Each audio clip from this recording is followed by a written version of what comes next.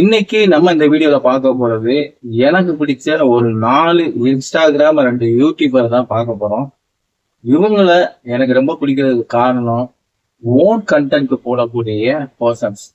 இன்னைக்கு ஒரு கண்டென்ட் எடுத்து எந்த விதமான தயக்கமும் இல்லாம எந்த இடத்துல ஏத்தி இறக்கி பேசணுமோ அதை ரொம்ப தெளிவா பண்ணக்கூடிய ரொம்பவும் நாலேஜபிள் பர்சன்ஸ் 4 பேர் தான் பார்க்க போறோம். இந்த வீடியோவோட வியூஸ் நிறைய போச்சு அப்படின்னா இன்னும் 4 பேர் இருக்காங்க, அவங்களுடைய வீடியோவுமே போட போறோம்.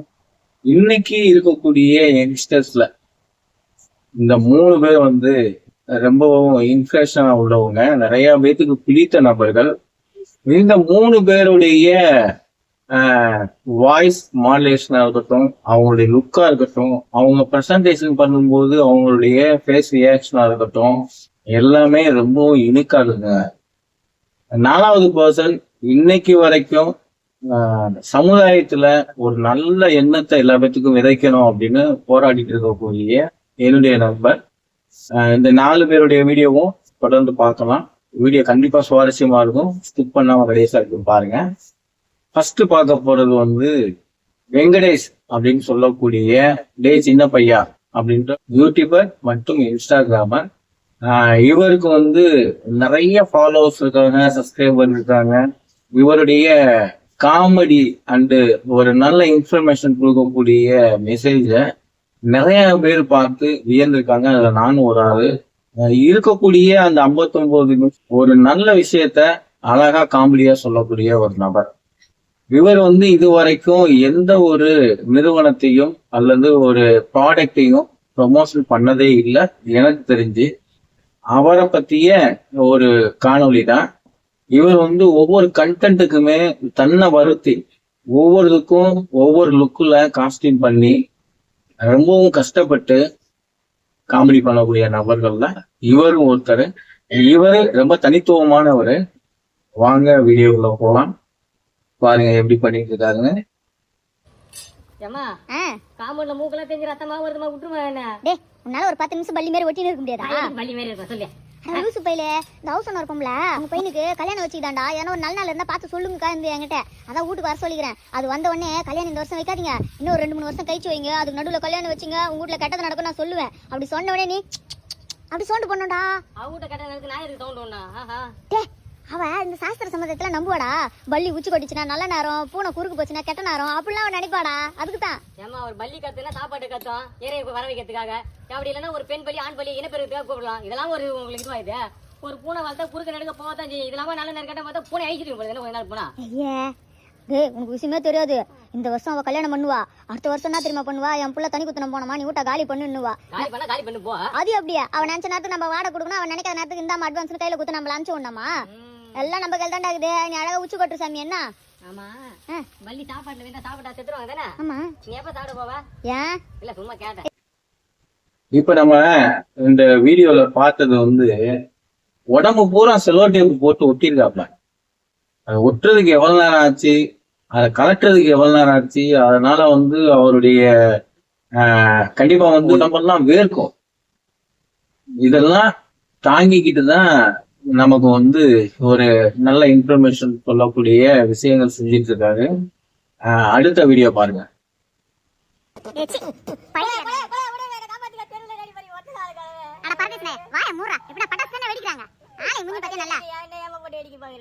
ஒரு வேலை வெட்டிக்கு போறது இல்ல, தின்னு கோயில் மாடு மாதிரி ஊட்டியா சுத்தி நடக்கிற உனக்கு என்ன?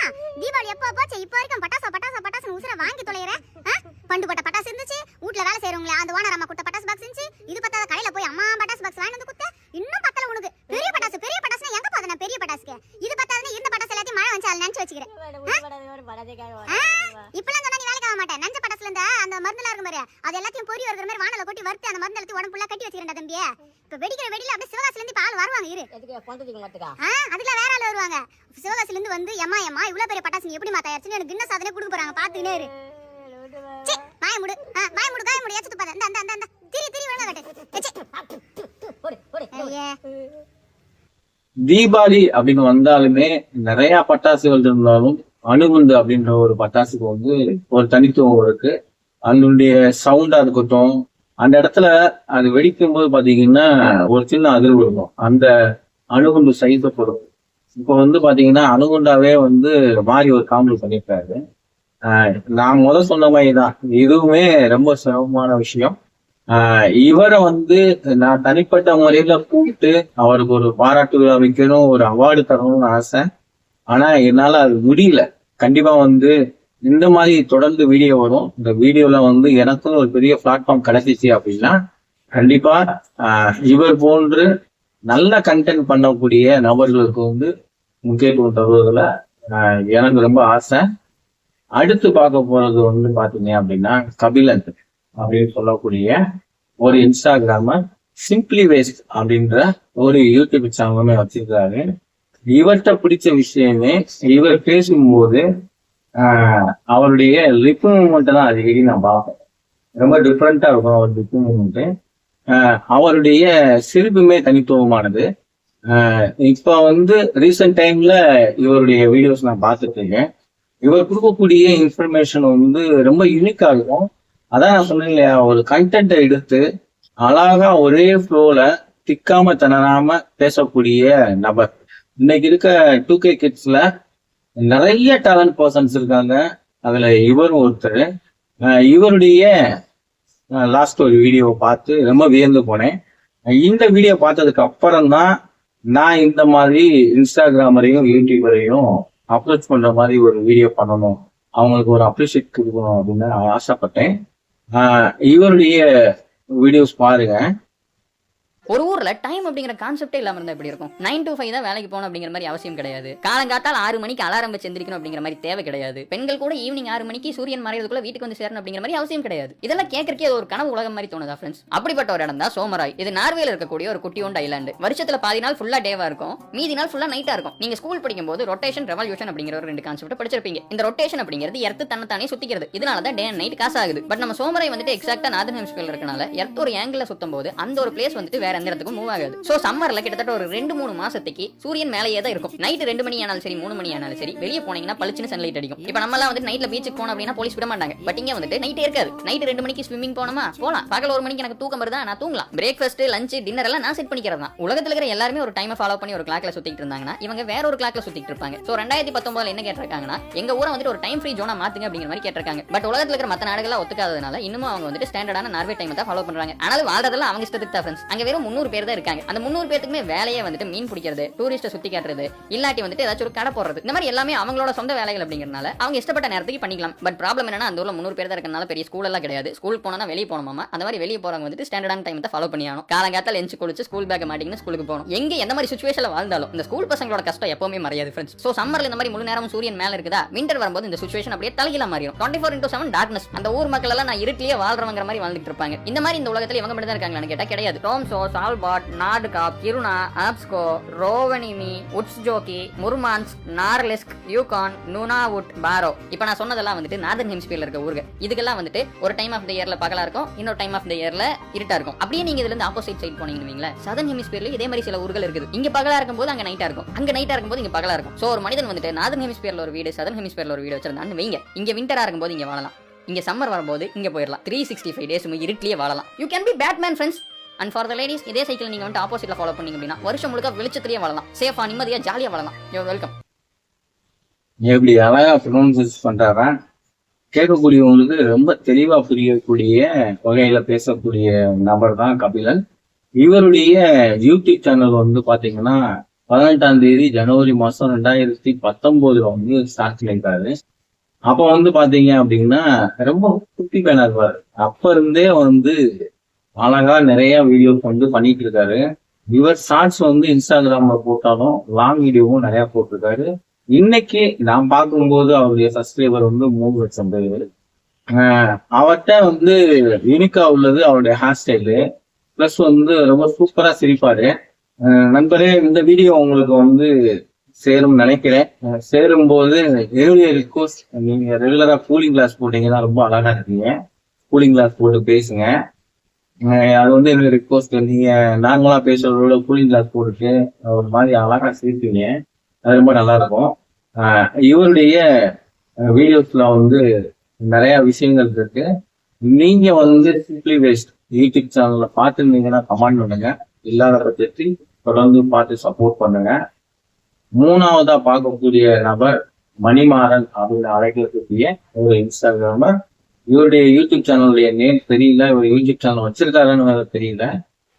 இவர்கிட்ட இருக்கக்கூடிய யூனிக்னஸ் பாத்தீங்க அப்படின்னா ரொம்ப கியூட்டா பேசக்கூடிய நபர்.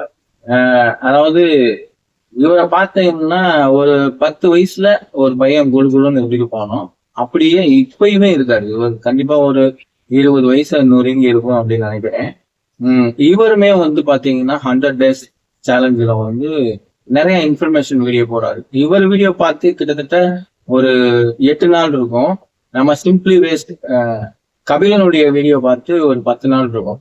இந்த 10 நாள்லயே இவங்க 2 பேரும் எனக்கு கொடுத்த ஒரு பெரிய உத்தியோகம், சோலோவா நம்மளால ஜெயிக்க முடியும் அப்படின்னு. நான் கிட்டத்தட்ட 2017 இருந்து சிங்கிளா தான் டிராவல் பண்ணிக்கிட்டு இருக்கேன். நான் அடிக்கடி மனம் நொந்து அப்படியே டயர்ட் ஆகக்கூடிய சூழல்ல இருக்கும்போது சரி விடு, நம்ம நம்பி யாரும் வரல போ அப்படின்னு போவேன். ஒரு சில வீடியோஸ் நீங்க பாத்தீங்க அப்படின்னா கண்டென்ட் வீடியோஸ் என்னுடைய குருநாதர்களை பண்ணியிருப்பேன். நம்ம தம்பிக்கு தெரிஞ்ச ஒருத்தர் இருக்காங்க, அவங்கள பண்ணியிருப்பேன். அவங்களுக்கு கூடமே கண்டினியூவா டிராவல் பண்ண முடியல. எங்க அண்ணன் பழனிவேல் அப்படின்னு ஒருத்தர் இருக்காரு, சுமைதாங்கி சாமியார் அப்படின்னு ஒரு கான்செப்ட் பண்ணியிருக்கோம். அப்பப்போ நண்பர்களோட தொடர்பு வரும்போது ஒரு சின்ன கான்செப்ட் பண்ணுவோம். அது தொடர்ந்து வரக்கூடிய சூழல் இல்லை. ரொம்ப முக்கியமா கேமராமேனோ எடிட்டரோ ஒரு விஜையோ அல்லது ஒரு காமெடி ட்ராக் பண்ணக்கூடிய ஒரு ஆக்டிஸ்டோ என் கூட வரல அப்படின்னு ரொம்ப நாள் டயர்டா இருக்கும்போது நம்மளுடைய கபிலனுடைய வீடியோவும் மணிமாறனுடைய வீடியோவும் பார்க்கும்போது உன்னால உன்கிட்ட இருக்க டேலண்ட்டை எக்ஸ்ப்ளோர் பண்ணலாம். அவங்க இன்னைக்கு வரைக்கும் கேமரா மேன் வச்சு பண்றாங்களா இல்லையான்னு தெரியல. இப்ப நான் ட்ரைபாட் யூஸ் பண்ற மாதிரி அவங்க அதான் யூஸ் பண்ணி போட்டிருப்பாங்க. நீ பண்ணலாம் அப்படின்றதுனால இந்த மாதிரி ஒரு கான்செப்ட் எடுத்து பண்றதுக்கு காரணம் 2 நபர். ஒருத்தர் கபிலன், 2வது ஆள் பாத்தீங்க அப்படின்னா மணிமாறன். இப்போ மணிமாறனுடைய வீடியோஸ் பார்க்கலாம். 115 வருஷம் ஆச்சுங்க இந்த ஒரு மனுஷன் ஒலிம்பிக்ல பண்ண சம்பவத்தை இது வரைக்கும் இந்த உலகம் மறக்கல. அப்படி அவர் என்னதான் பண்ணாருன்னு தெரிஞ்சுக்கலாம். ஃபுல்லா பாருங்க. 100 days 100 good stories part 3ல இன்னைக்கு day 26. இந்த மாதிரி யூஸ்ஃபுல்லான good storiesக்கு நம்ம பேஜை ஃபாலோ பண்ணிக்கோங்க. 1910 ஹங்கேரியில கெரோலி டக்காக்ஸ் பிறக்கிறாரு. சின்ன வயசுலயே நிறைய போர்கள்ல பயன்படுத்துற துப்பாக்கிகளை பார்த்துட்டு அதை ஒரு முறையாச்சும் பயன்படுத்தி பார்க்கணும்னு ஆசைப்படுறாரு. அதுக்காகவே படிச்சு முடிச்சுட்டு ஆர்மிலேயே ஜாயின் பண்றாரு. அங்க ட்ரைனிங்ல ஒரு நாள் கண்ணை கையில எடுத்து யூஸ் பண்ணி பார்க்கும்போது தான் முடிவு பண்றாரு, கண்டிப்பா ஒரு நாள் ஒலிம்பிக் போட்டியில நான் ஜெயிச்சு இந்த உலகத்தோட பெஸ்ட் ஷூட்டரா மாற போறேன்னு. வெறும் கனவு மட்டும் காணாம ராத்திரியும் பகலுமா ஒலிம்பிக் போட்டியில ஜெயிக்க பயிற்சி எடுக்கிறாரு. பட் ஒரு நாள் இவர் ஆர்மில வேலை செஞ்சுட்டு இருக்கும்போது எதிர்பாராத விதமா ஒரு கிரெனேட் வெடிச்சு இவருடைய கை துண்டு துண்டா போகுது. ஹாஸ்பிட்டல்ல கண்ணு முழிச்சு பார்க்கும்போது ஒரு கை இல்ல, அவ்வளவுதான் லைஃபே போயிடுச்சுன்னு கதறி அழுகும்போதுதான் இவருக்கு ஒரு யோசனை வருது. ரைட் ஹேண்ட் போனா என்ன, என்கிட்ட லெஃப்ட் ஹேண்ட் இருக்குன்னு முடிவு பண்ணி அன்னில இருந்து லெஃப்ட் ஹேண்ட்லயே கடுமையா பயிற்சி எடுக்க ஆரம்பிக்கிறாரு. 2 வருஷத்துல நேஷனல் லெவல்ல ஜெயிச்சு 1940 ஒலிம்பிக்ஸ்க்கு ரெடி ஆகிறாரு. பட் வேர்ல்டு வார்னால அந்த ஒலிம்பிக்ஸ் நடக்காம போகுது. 1944 கேன்சல் பண்றாங்க. பட் 1948 மிஸ் ஆகல. அந்த ஒலிம்பிக் போட்டியில இவர் கலந்துக்கும் போது இவருடைய வயசு கிட்டத்தட்ட 40. ஆடியன்ஸ்ல பல பேர் இவரை பார்த்து சிரிச்சாங்க, பரிதாபப்பட்டாங்க. ஆனா இவர் உள்ள போய் கன் எடுத்து லெஃப்ட் ஹேண்ட்ல ட்ரிகர் அழுத்துறாரு. எல்லாமே ஷார்ப்பா புல்சாய். அந்த வருஷம் மட்டும் இல்ல, தொடர்ந்து 2 வருஷம் ஒலிம்பிக் போட்டியில கோல்டு மெடல் ஜெயிச்சு அவர் ஆசைப்பட்ட மாதிரி இந்த உலகத்தோட பெஸ்ட் ஷூட்டர்ன்ற பேரையும் வாங்குறாரு. இன்ஸ்பைரிங்ல நம்ம கிட்ட என்ன இருக்கோ அதை வச்சு நம்மளால ஜெயிக்க முடியும்ன்றதுக்கு இவர் ஒரு கிரேட் எக்ஸாம்பிள். அண்ட் இந்த ஸ்டோரியை உங்க ஃப்ரெண்ட்ஸ்க்கு ஷேர் பண்ணுங்க, அவங்கள தெரிஞ்சுப்பாங்க. எப்படி நல்லா இருக்குங்களா? நான் சொன்ன மாதிரி ரொம்ப கியூட்டா அழகா இருக்காரு. நல்ல அழகா ஒரு விஷயத்த ப்ரொனவுன்ஸ் பண்றாருங்களா. இப்ப நம்ம 3 பேரை பார்த்துட்டோம். என்னுடைய நண்பர் அவருடைய வீடியோவை பார்க்கலாம். இணைந்த கைகள் டீம் அப்படின்னு ஒரு யூடியூப் சேனலும் இன்ஸ்டாகிராம் பேஜுமே வச்சிருக்காரு. அவர் பேர் ராம் செல்வா. இவர் கூட தொடர்ந்து பயணித்த நபர் கார்த்திக். அது நிறைய பேர் இருக்காங்க. இவருடைய வீடியோஸ் நிறைய நல்ல கண்டென்ட், இன்னைக்கு ஒரு மனிதனுக்கு தேவையான ஒழுக்கத்தை ஒரு கண்டென்ட்டா பண்ணக்கூடிய பர்சன் தான் இவர நேர்காணல்ல நான் பண்ணியிருக்கேன். நான் பண்ண நேர்காணல்ல முதல் நபர் இவர் தான். ஒரு இன்ஸ்டாகிராமர் அண்ட் யூடியூபர் அவங்களுக்கு ஒரு தனித்துவமான ஒரு இடத்த கொடுக்கணும் அப்படின்னு ஆசைப்பட்டதுல முதல் நபர் இவர் தான். நம்ம பேட்டி எடுத்திருந்தோம். இவருடைய வீடியோஸ் எப்படி இருக்குன்றத நீங்க பாருங்க. செருப்பு தைக்கிறமா கூட என்ன சாவகா சொன்னாங்க. இன்னைக்கு அந்த பிள்ளை ரத்தம் எங்க அம்மா உயிரை காப்பாத்திருக்கு. சாதின்னு குடி பிடிச்சேன், சாதிக்காரனும் காப்பாத்தல, சாதியும் காப்பாத்தல, நீ தானம்மா காப்பாத்தல. ரொம்ப நன்றிம்மா, நீ நல்லா இருக்கணுமா.